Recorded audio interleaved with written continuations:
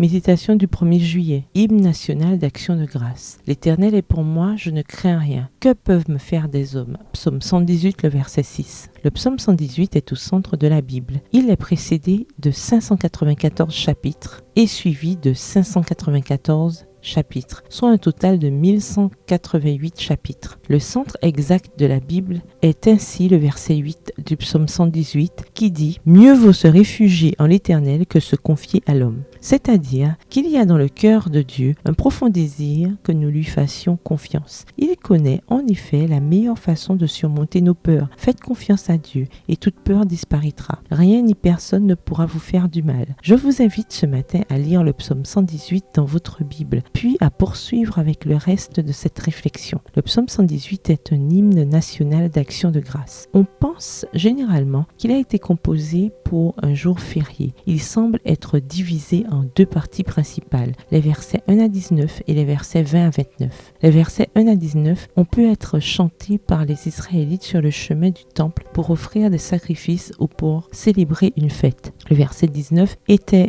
récité par le groupe lorsqu'il arrivait à la porte et demandait la permission d'entrer. Les versets 20 à 28 représentent la conversation entre ceux qui étaient déjà dans le temple et ceux qui venaient d'arriver. Le psaume se termine par un grand chœur chanté par toute l'assemblée au verset 29. Le thème de ce psaume est la gratitude. Célébrer et chanter les bontés de Dieu, cela réjouit son cœur. Réfléchissez à toutes les occasions où il vous a délivré. Il est votre force, votre solide rocher et votre champ. Nous avons un sauveur vivant et ressuscité. Il prend soin de vous. Il n'a jamais menti. Il ne vous a jamais trompé. Il sera votre guide et votre libérateur dans les circonstances les plus éprouvantes. Il sera à votre droite. Maintenez votre âme dans l'amour de Dieu, quoi qu'il arrive, et vous croîtrez en force spirituelle. Jésus est votre ami aimant. Il vous prendra par la main et vous aidera à traverser les moments difficiles et éprouvants. Louez Dieu car cela améliore votre présent et change votre lendemain. Bonne journée, que l'Éternel vous bénisse.